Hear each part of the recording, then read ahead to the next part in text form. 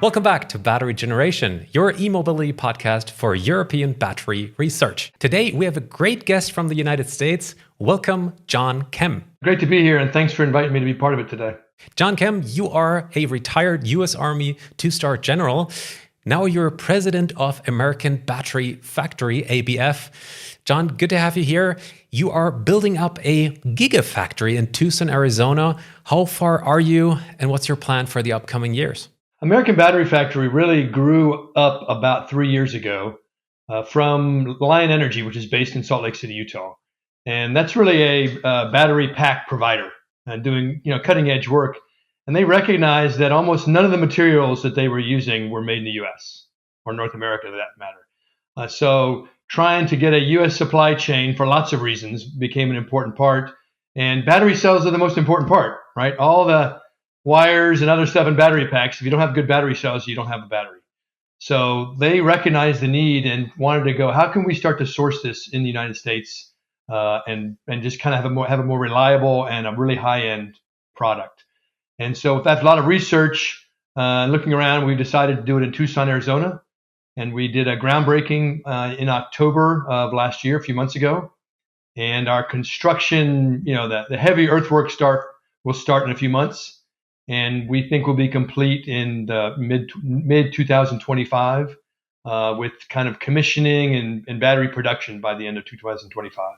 What are the locational advantages in Tucson, Arizona? Why did you pick that specific spot? Right. Well, that's an interesting question. So a lot of research on different places. As the United States is a continent-sized, country, so lots of choices.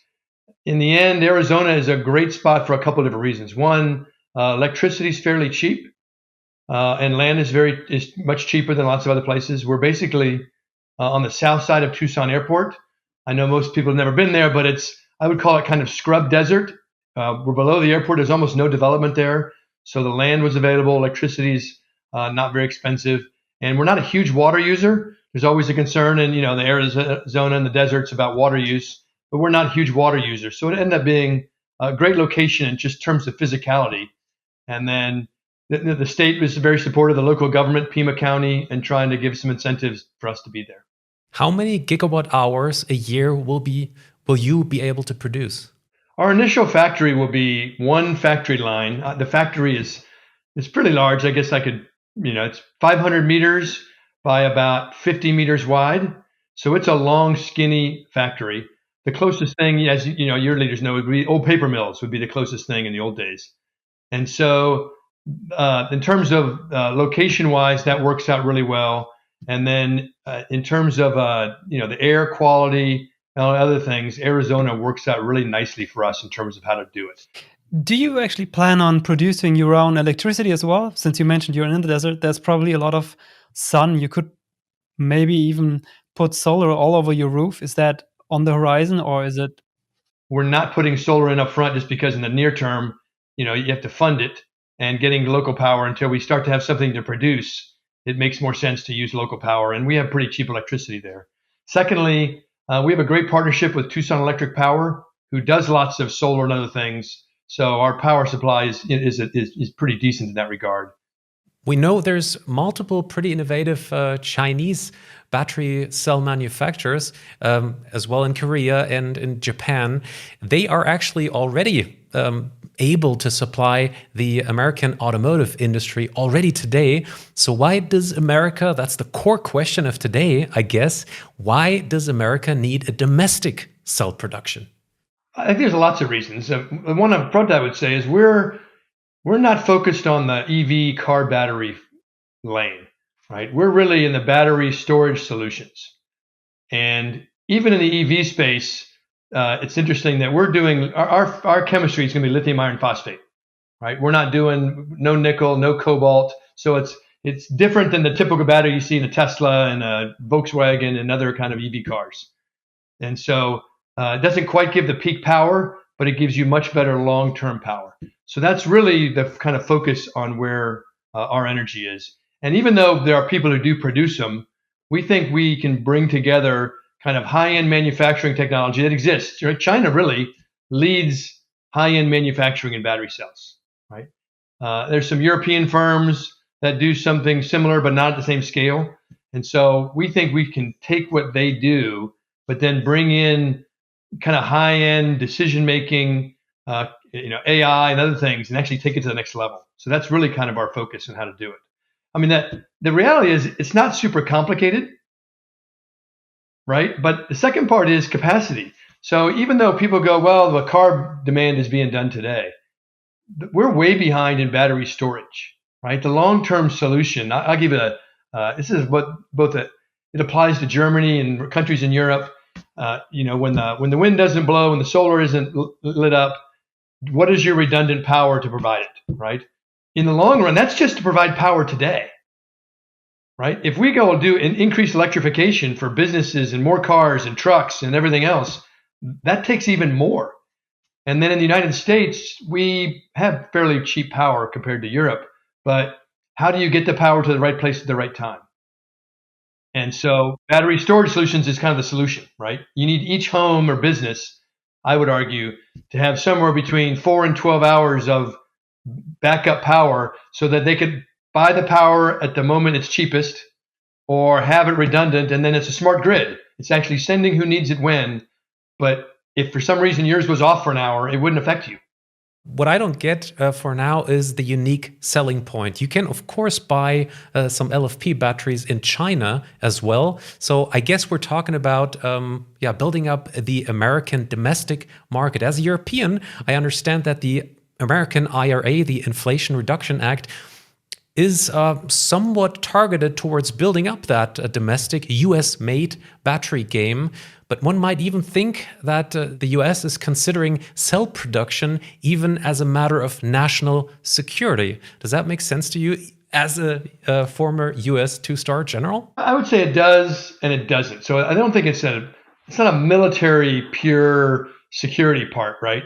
I think there's two parts to this. First of all, the demand is going to go up dramatically. As we start to do battery storage everywhere, we need so much more than we can produce today.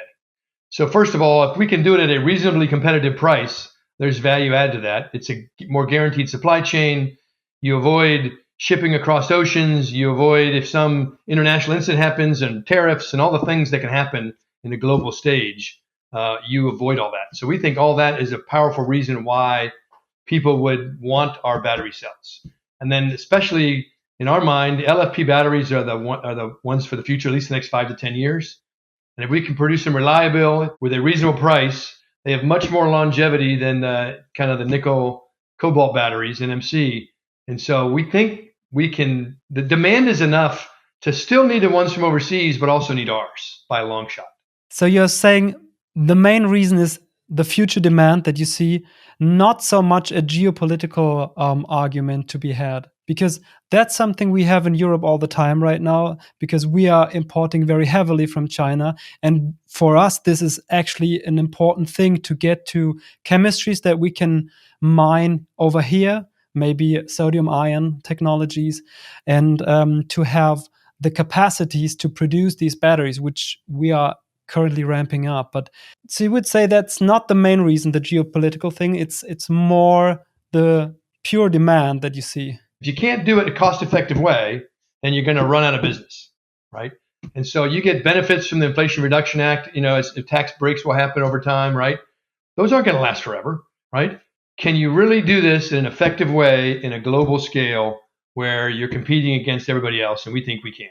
Now, in order to pull that off, we need a reliable supply chain at reasonable prices. Europe faces the same thing as the United States on where are you going to get the lithium and the iron and the phosphate and the electrolytes and all the precursor materials.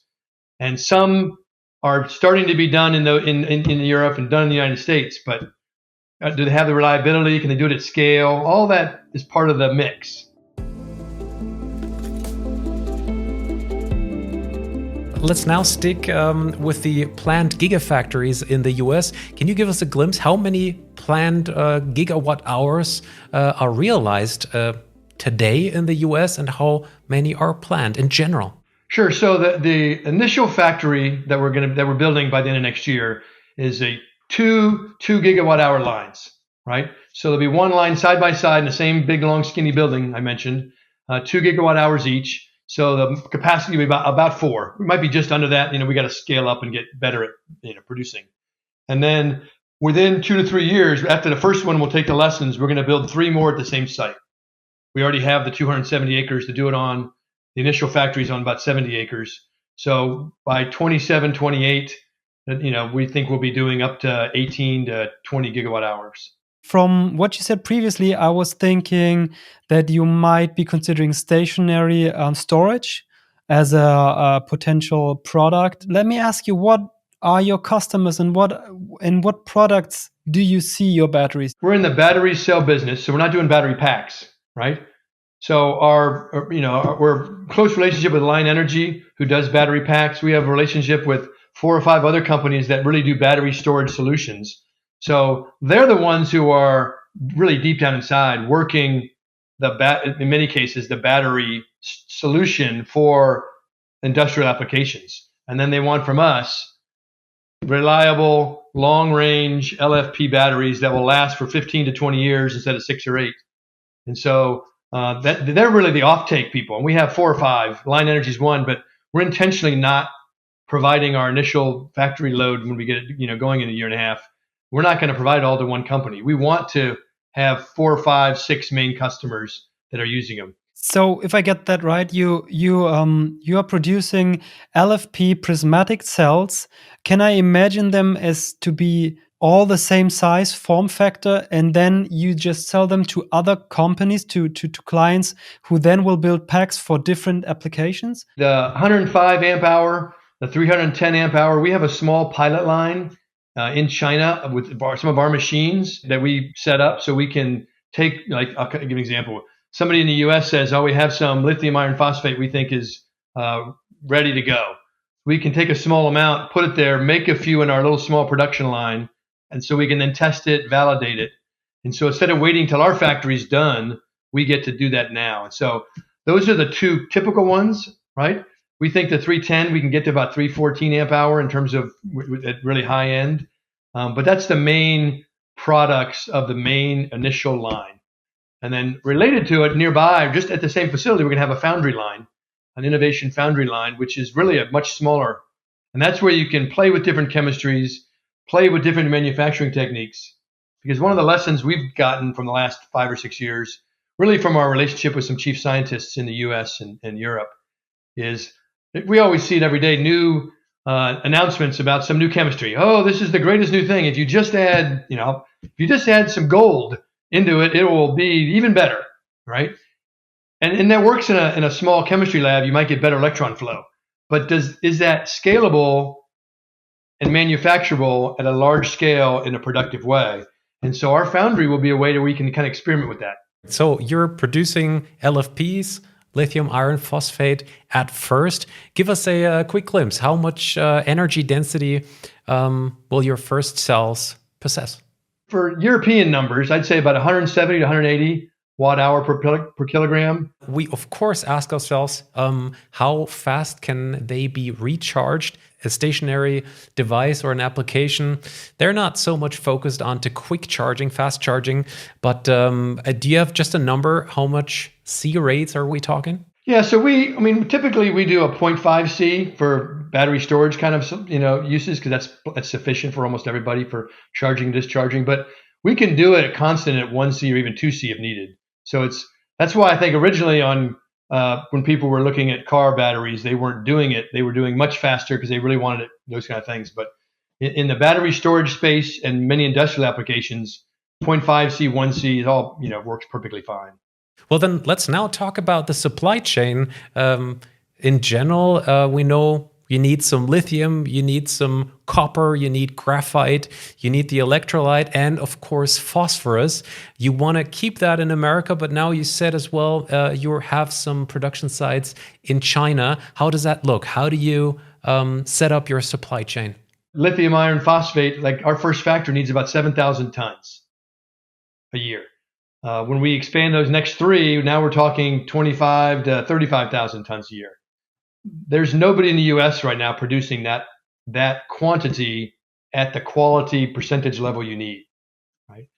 But there are people working at it, right? And so they have some. And so we're able to validate what they're doing. So it's really, it's an interesting, crazy mix of things. So we have at least 5 or 6 suppliers of each major, probably the 10 or 12 most important components.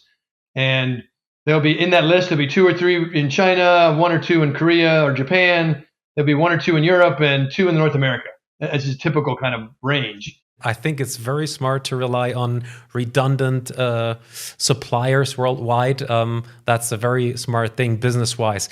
Where do you end up price-wise? What's the price of one single LFP prismatic cell? I don't know the answer to that. I say that because, well, I say that in a funny way. So, we were talking with a finance group recently, and they were wanting to project, what are you going to sell the battery cells for in 2027, 28, 29? If you ask a finance person and said, well, what's the oil price going to be in 3 years? They don't know exactly, but there is such a 100-year track record of oil pricing or the price of gold and certain raw materials that they're very comfortable with looking at the past, projecting against interest rates, what's the exchange rate in Europe and the dollar and all that stuff. And they're very comfortable with discussions.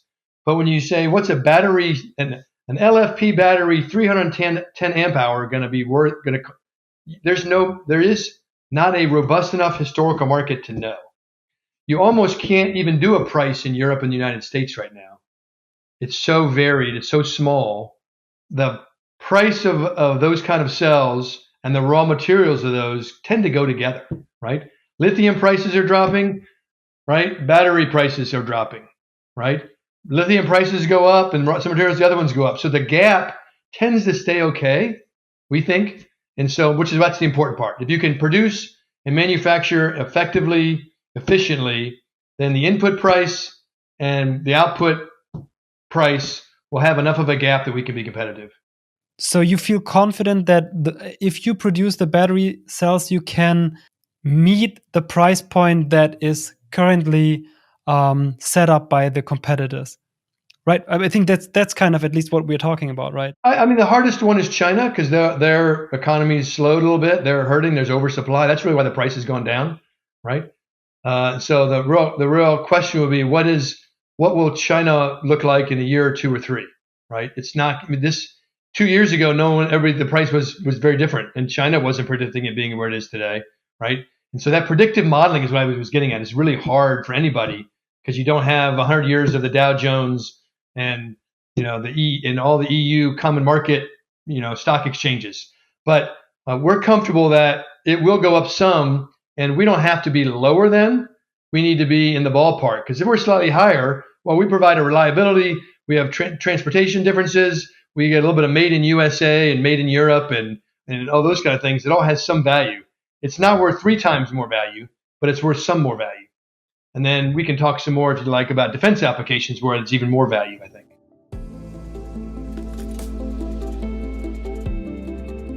Let me summarize at this point. So you're building up a battery cell gigafactory in the US. The unique selling point of these cells is not the domestic market, is probably the price we've been talking about a lot. So let's jump into the supply chain of the battery materials. Again, you have some aluminum, you have some copper, you have lithium, you have graphite and phosphorus. So which one of these metals are probably, when it comes to price, right now a big issue? Where is the most fluctuation when you look at a price table? So we need lithium iron phosphate, right? To make lithium iron phosphate, your listeners know, lithium and iron and phosphate, it's at very high quality, certain types of density and blends, and then you heat it all up and blend it all in an effective way to make LFP. So for us, it's, we're not trying to be the maker of LFP. We're looking for people who can supply LFP to us. So we also have an upstream of people that are doing kind of what we're doing for battery cell production, right? Will US and European LFP suppliers, where are they getting their lithium and their iron and their phosphate to put it together? We're inherently, working with our future supply chain and partners on what's their risks and where are they at and what their price point is. And then we're part of that same accordion of uptake and offtake, right? And so that's what makes it kind of fun, kind of interesting, but also very dynamic. John, I'd like to ask a bit more about the value. On your website, you state that you have the safest, longest lasting, most reliable, and eco friendly batteries.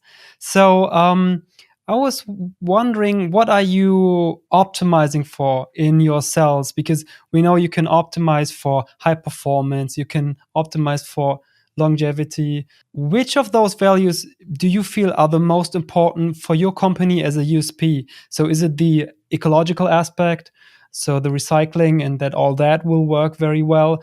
Or is it maybe the density, the power density? In the end, the real value added is the lithium iron phosphate is so much longer lasting, right?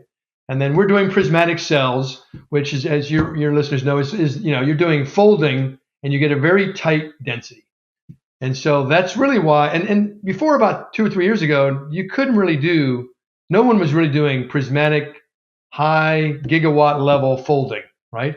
And the reality is the Chinese figured out how to do it, right? They worked at it, and so their prismatic machines are pretty darn good, right? But they're not perfect, right? So we think is we can take that prismatic ability that's now ubiquitous, right? People can do this, right? And then use smart production with Siemens and Honeywell and Rockwell and bringing that to bear into that machine line, and you can take it to even the next level, right? So it's really smart manufacturing where if there's an error in the chemistry, you know it right away, not when the battery cell comes out at the other end. So you can now recycle and fix that. You get farther along and you're injecting electrolyte and something's not right. You can find it out then. Only a little bit is damaged, right? Not to scale, and you can fix it and keep going. So we think bringing in that high-end manufacturing will allow us to take the lithium iron phosphate and do really high quality, right, with really high density. So for battery storage, it lasts a really long time, right? Now we're talking 6,000 plus life cycles instead of the 2,000 or 3,000 you typically get in EV car, right?